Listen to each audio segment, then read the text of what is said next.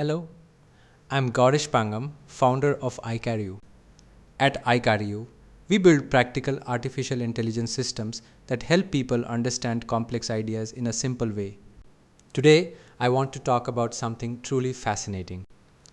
This is one of the most underrated breakthroughs in science and technology so far. Researchers have built a model that can understand the code of life, what we call DNA. This matters because it may help detect diseases, study harmful mutations, and even guide better medicine for each person. It could also help scientists improve crops, support food security, and unlock new ways to solve energy challenges. The bigger idea is powerful. If we can understand the language inside living cells, we may be able to predict problems earlier and design better solutions for health, agriculture, and science. In this video, I will break it down in very simple terms. I will explain what they built, how it works, and why this could become such an important step for the future. What makes this work so interesting is that it takes a familiar idea from language models and applies it to biology. Most language models are trained to understand human language. They read huge amounts of text and learn patterns. That is why they can complete sentences, answer questions, and generate useful responses. Now think about DNI in a similar way. DNI is also kind of language. It is not made of words like English. It is made from four basic letters. Those letters are G, C, A, and T. Out of these four letters, life builds instructions. Those instructions help living things grow, function, repair themselves, and survive. So the big question was this: what happens if we train a model on the language of life itself? That is exactly what these researchers tried to do. They built a biological foundation model called EVO2. Instead of training it on websites, books, and internet text, they trained it on a massive collection of DNA. And this was not a small experiment. The training data included around 9 trillion DNA letter pairs. That is a huge amount of biological information. It came from a wide range of life forms. This included bacteria, fungi, plants, animals, and humans. So, in simple terms, the model was given a giant digital library of life. It was allowed to study patterns across many different kinds of organisms. And that matters because biology is full of repeated logic. Life often reuses successful designs. Some patterns stay stable for millions of years because they are essential. Others change because organisms adapt to different environments. By seeing this huge range, the model can begin to understand what is common, what is rare, and what may be important. Now, before going deeper, let us make sure the basics are very clear. DNI is like an instruction manual inside living cells. Almost every living thing has it. Inside that DNA is the information needed to build and run the organism. It tells the body how to make proteins. It influences traits. It affects how cells behave. It also plays a role in risk for disease, how the body uses energy, and many other processes. Even though life seems incredibly complex, the core alphabet is surprisingly small. Just four letters: G, C, A, and T. These letters pair with each other in specific ways. G pairs with C, A pairs with T. Those pairs form two strands. Those strands twist together into the familiar double helix shape people often associate with DNA. But the real magic is not just in the shape, it is in the order of the letters. That sequence is what carries the information. Just like changing letters in a word can change the meaning of a sentence, changing letters in DNA can change what happens inside a cell. That brings us back to EVO2. The researchers trained it on this huge biological dataset so it could learn patterns in DNA the way a language model learns patterns in text. But one of the most important technical details is not just how much data it saw. It is how much it can hold in memory at once. This model has a context window of around 1 million letters. That is a major deal. In simple words, it means the model can look at around 1 million DNA letters together in one working view. Why is that useful? Because biology rarely works in tiny isolated pieces. A gene might contain one set of instructions, but whether that gene turns on, how strongly it turns on, and when it turns on can depend on other regions far away along the DNI strand. So the instruction and the control switch might not be sitting side by side. They can be separated by a very large distance. If a model can only see a small chunk at a time, it may miss the wider logic. But if it can see a much larger stretch, it has a better chance of understanding the full picture. That is why a very large context window matters here. It helps the model connect distant parts of the same biological story. Now, holding 1 million letters in memory sounds impressive, but researchers still had to prove the model was actually handling that information properly. So they used a standard kind of test. It is often called a needle in a haystack test. The idea is simple. You create a giant pile of random information. Then you hide one small, meaningful pattern inside it. Then you ask the model to find that pattern.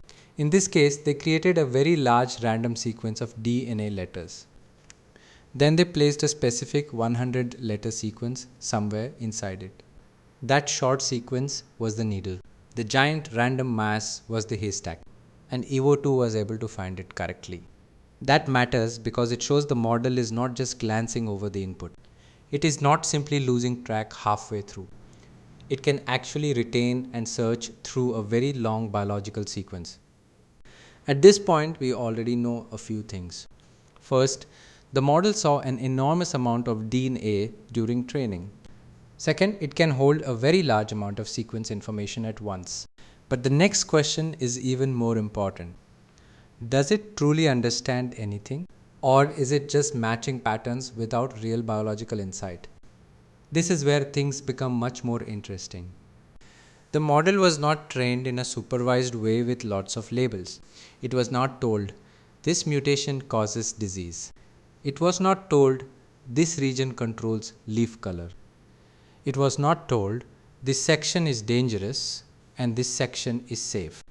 Instead, it read raw DNA and learned from the structure in the data itself. So how do researchers test whether a model like that has learned anything meaningful? One way is to see whether it can make useful predictions without being directly taught. That is often described as zero-shot prediction. In plain language, it means the model can answer a new question even though no one trained it on that exact task. That sounds almost surprising at first. How could a model know if a mutation is harmful if nobody directly taught it what disease means? The answer comes from evolution. Over very long periods of time, living systems keep sequences that work.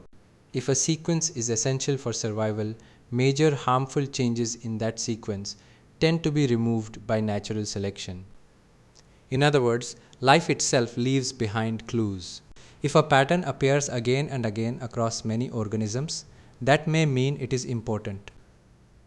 If a certain kind of change almost never appears, that may mean it is damaging. So when Evo2 reads across this enormous library of life, it can begin to detect that hidden logic. It can notice what tends to survive and what tends to disappear. That lets the model estimate whether a new sequence looks natural and likely to work or unnatural and likely to fail. To test this idea, the researchers took real DNA and changed one letter. Then they asked the model a simple question. Based on everything you know, how likely is this new version to exist in nature? If the model gave it a very low likelihood, that was a warning sign. It suggested that the mutation may be harmful, and the results were impressive. The model began to pick up very specific biological signals. For example, it correctly recognized damaging changes in start and stop codons. Let us slow that down because it is important. Cells read DNA in small groups of 3 letters. These 3-letter groups help tell the cell how to build proteins. A start codon is like a begin sign. It tells the cell where to start building. A stop codon is the opposite. It tells the cell where to stop. So if you damage the start signal, the protein may never get built, and if you damage the stop signal, the cell may keep going past the correct ending point. That can cause serious problems. When researchers introduced these kinds of changes, Evo2 correctly flagged them as highly damaging. That already shows strong pattern recognition, but the model did not stop there. It also picked up more subtle signals. The researchers found that it could detect regions that help the cell begin protein production in the right place. A helpful way to picture these regions is to think of them as landing pad. Before the protein building machinery can start its job, it has to attach at the correct point. If it docks in the wrong place, the whole process can fail. So these landing pad regions are very important. In bacteria, one well-known version has a specific name. In more complex organisms, another version exists. You do not even need to focus too much on the names here. The key idea is that the model learned to recognize these control signals from context. When those regions were mutated, EVO2 again marked them as damaging. That is remarkable because it suggests the model was not just memorizing sequences, it was learning the grammar of DNA. It was learning which patterns tend to support life and which patterns tend to break essential functions. The research Now, up to this point, everything was about analysis. The model could read DNA, it could interpret patterns, it could estimate whether a change might be harmless or dangerous. But then the researchers asked a much bigger question.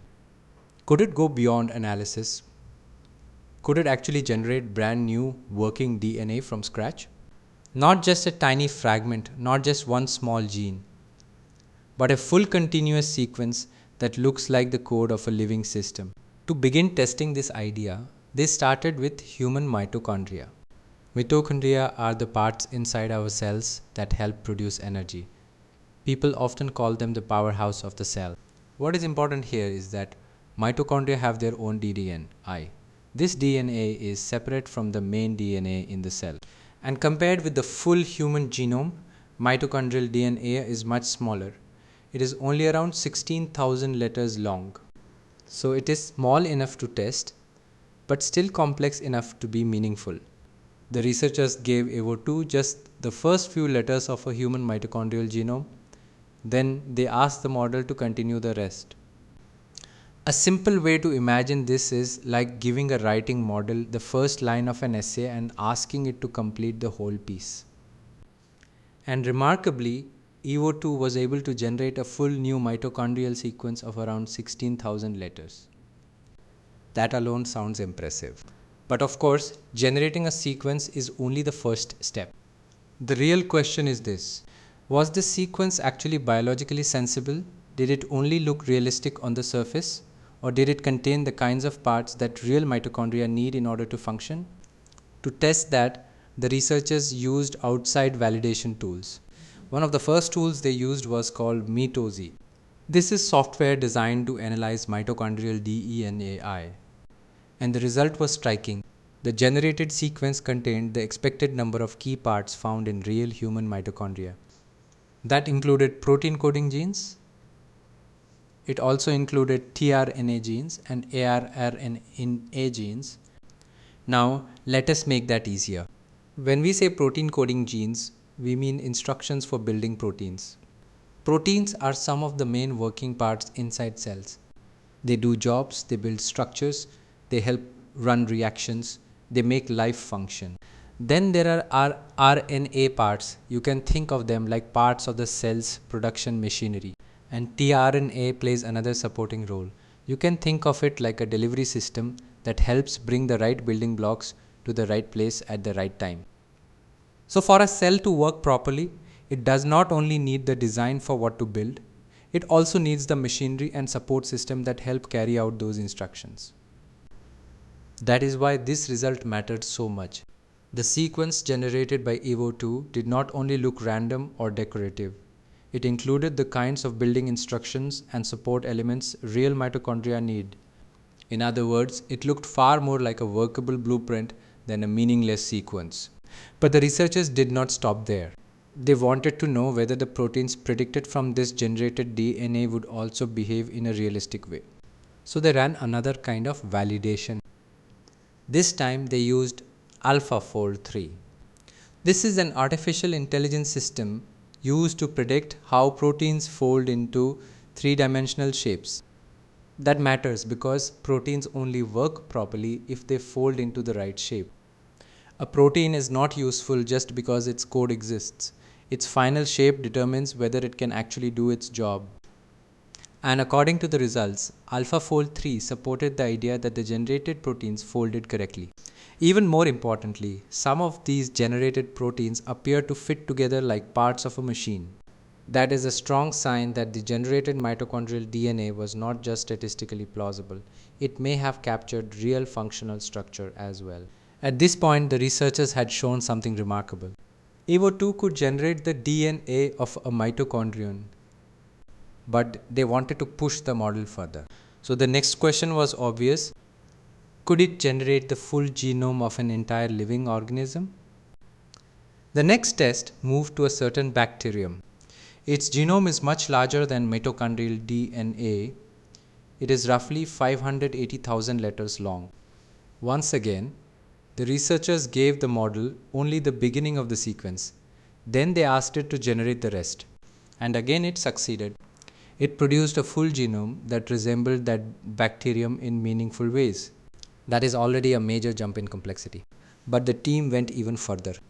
Next, they asked EVO2 to generate the genome of a type of yeast. This matters because yeast is much more complex than many bacteria. And in evolutionary terms, it is closer to humans than bacteria are. So this was another major step upward. Once again, the model was given only the first few letters and asked to continue. And once again, it generated a full working style sequence with the expected kinds of biological components. So by this stage, the model had moved across very different biological systems, from a mitochondrion to a bacterium to a yeast. That suggests it was not just memorizing one narrow pattern. It had learned something broader about the structure of biological sequences across life. Now naturally, this raises a much bigger and more sensitive question. If a model can generate the code of existing biological systems, could it also be used to generate completely new forms of life? Could someone ask for a brand new species? Could someone try to generate something dangerous? That is where bioethics and biosecurity enter the picture. And the researchers were careful here. They did not go down the path of trying to create totally new organisms of that kind. But they also thought about a more immediate risk. If the model can generate biological code, could someone use it to generate a harmful virus? That concern was taken seriously from the start. When the researchers prepared the training data, they intentionally excluded certain viral sequences. More specifically, they excluded viruses that affect humans, animals, or plants. They also excluded especially dangerous pathogens from major safety lists. The idea was simple. If the model never sees those sequences during training, then it should not learn their patterns in the first place. It is like training on a language while removing a whole category of words. If those words never appear in the training material, the model has much less chance of learning how to generate them. But removing the data is only one part of safety. The next question is whether that safety measure really worked. To check this, the researchers used a metric called perplexity. This is a way of measuring how uncertain or confused a model becomes when it sees something unfamiliar. When they gave EVO2 some of the excluded viral sequences, its confusion level became very high. That suggested the model did not have a solid internal understanding of those viral patterns. In simple terms, it looked unfamiliar to the model. That is an important safety signal. After all of this, the work starts to point toward very large future applications. One possible use is in agriculture. A system like this could help scientists design better crops. That might mean crops that are more nutritious or more resilient or better suited to difficult climates.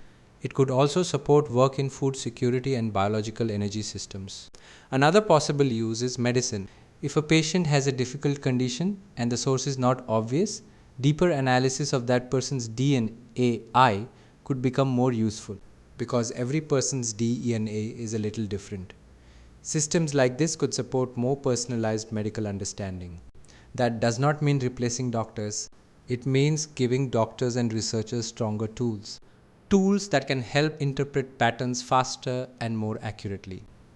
The transcript also moves into more speculative territory. For example, it raises the idea of predicting traits earlier, possibly even before birth. That includes things like disease risk and other characteristics. This part should be handled carefully because it touches ethical and medical boundaries. But it does show how wide the imagination around this technology already is. And that may be the biggest takeaway from all of this. Evo 2 is not just another model that classifies data. It points toward a future where models may be able to read, interpret, and even design biological code with surprising depth. That is why this work feels so important. It sits at the intersection of artificial intelligence, biology, medicine, agriculture, and safety. And while many questions still remain, the direction is clear. We are moving from systems that only describe life towards systems that may one day help us understand and shape it much more deeply. But speaking of safety, there is another important concern. If a model can generate biological code, could someone try to use it to create something harmful? The good news is that the researchers thought about this from the very beginning. When they prepared the massive training dataset of 9 trillion base pairs, they intentionally removed certain viral sequences. More specifically, they excluded viruses that affect humans, animals, or plants. They also left out especially dangerous pathogens from major safety lists. The idea was simple. If the model never sees those sequences during training, then it should not learn their patterns in the first place. It is like training on a language while removing a whole category of words. If those words are never included, the model has much less chance of learning how to produce them. But removing the data is only one part of safety. The next question is whether that filter actually worked. To test this, the researchers used a standard metric called perplexity. Perplexity measures how uncertain or confused a model becomes when it sees something unfamiliar. So after training Evo 2, the researchers gave it some of the excluded viral sequences, and the result was clear. Its perplexity became very high. In simple terms, the model looked confused. It did not seem to have a proper internal understanding of those sequences. That is an important safety signal. After that, the discussion turns toward future applications. One possible use is agriculture. A system like this could help scientists design better crops. That could mean crops that are more nutritious, crops that are more resilient, or crops that are better suited to difficult climates. It could also support work in food security and cleaner biological energy systems. Another major use is medicine. If a patient has a condition that doctors struggle to explain, deeper analysis of that person's DNA could become much more useful. Because every person's DNA is a little different, systems like this could support more personalized medical understanding. That does not mean replacing doctors. It means giving doctors and researchers a stronger tool, a tool that can help interpret patterns faster and with greater depth. The transcript also touches on more speculative ideas about predicting traits and risks much earlier. That part should be handled carefully because it raises serious ethical questions. But it also shows how wide the possible impact of this technology could become. And that is really the big takeaway. Evo 2 is not just another model that classifies data. It points toward a future where models may be able to read, interpret, and even design biological code with surprising depth. That is why this research feels so important. It sits at the intersection of artificial intelligence, biology, medicine, agriculture, and safety. And while many questions still remain, the direction is clear. We are moving from systems that only describe life towards systems that may one day help us understand it much more deeply. And that is what makes this one of the most important and fascinating breakthroughs in this space so far.